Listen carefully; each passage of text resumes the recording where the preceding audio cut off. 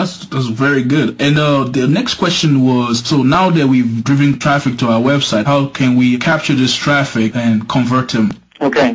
Before I go into it, I want to point out, I mean, there's a lot of people out there that talk about that you need to get a branding site right away. You know, you need to have this company site that you need to put on there. And a lot of people go out there and they spend months and months developing their website before they actually get it out in the open. What you need to do, and that's great because you need a branding site, you know, that you can develop later on for your company, because branding site gives you credibility, gives you, you know, gives people that warm and fuzzy feeling inside that there is somebody there that's legitimate. Yes. You know, that's the problem. That's one issue with the internet is because there's so many different scammers out there, people are kind of afraid to give out a lot of information. And from my experience, what I've seen is a lot of investors learn from the news to go ahead and put, you know, forms on their website for people to fill out. Okay. And they tell them to, you know, ask for a number of bedrooms, how much they own on the house, how much they, you know, their payments are, and all that stuff, you know. Yeah. Would you feel right to go out to somebody's website that you just arrived, you know, you picked them up off of Google or something, and you arrived in, and you have never met that person? Would you be willing to give up your information to the website? Definitely not. Yeah. I don't think, you know, anybody would, you know. So what you need to do, you need to start off slow with these people. You need to gain their trust. And the way to do that is through squeeze pages. And squeeze page, basically what it is, it's a simple web page that has only one purpose. And that one purpose is to get that visitor to perform some kind of an action. And that action, most of the time, is to give you their name and their email. That's all you really need to know for, you know, at the beginning, because once you get their email, you know, you can start contacting them and then building a relationship through email. And then after several emails down the road, you can actually go ahead and either call them or ask them for more information. So that squeeze page is a great way to get people to give you their information and get some, you know, people on your list. And what you need to do on the squeeze page is you need to be able to give them what they want. So as I was talking about earlier, how you get, you know, sell my house in Maryland through the pay-per-click. Mm-hmm. When they arrive on your squeeze page, you want to give them a full report on how they can sell their house in Maryland in the next 10 days or so.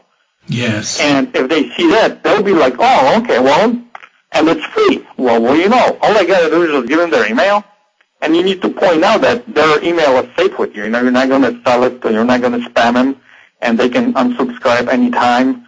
So, you know, you need to give them some security that their email is going to be safe with you. Yes. So once you do that, you know, they give you the information, you can go from there. So that is a great way to capture those people and bring them into your marketing funnel. So on the squeeze page, what essentially are we trying to collect from these people that come to our site on the squeeze page? What you trying to get from them? Yes. Yeah. All you want on the squeeze page is get their email address. And the reason why I said name as the first name is with the automated software that's out there. Mm-hmm. And I use a program called aweber.com. It's a list building program. Mm-hmm. It's spelled out AWEBER.com. Yes. You can actually personalize emails with their name in there. So if in the subject line, and you probably, when you receive emails from me, you'll see your name in the subject line, right? Definitely, I do see that. Yeah, so that's what my software does, you know. So all you really want is you want to get their email on there so you can send them information and start building a relationship. Don't ask them for any more than that. You can ask them for, you know, an email.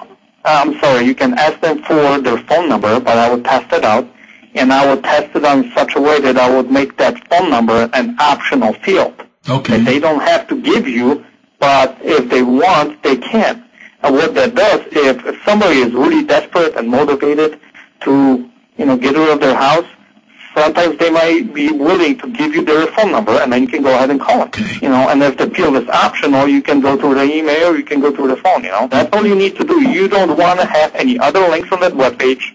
no resource links, no links to your homepage, no other links, no distractions, but that one action, the button that says under give me the report, or you just want to have that one button on there that's going to give them, have them give you their email. Wow.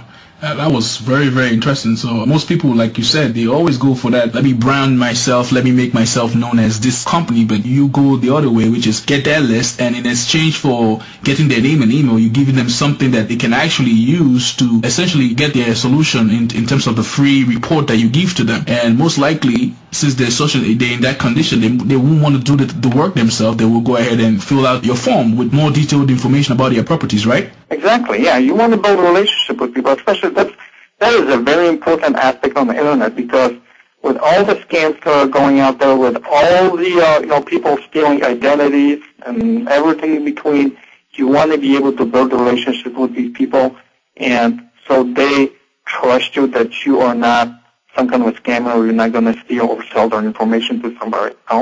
Yes. So and that's where the branding side can come in later on. But you want to be able to do your business right now, right? You don't want to wait 6 months. And with branding sites, sometimes it takes a little while, or it costs a lot of money to do.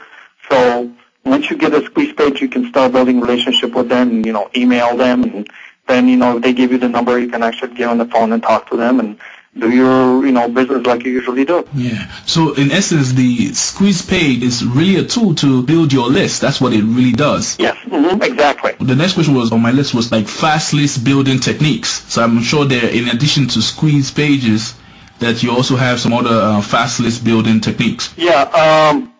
Some of the fast list building techniques. One that I recommend, which is for you to build, if you're targeting investors to be able to flip your wholesales to them. Joint venture is a great way to do that. And what that is you basically find other investors who have lists. Yes. And there's many out there.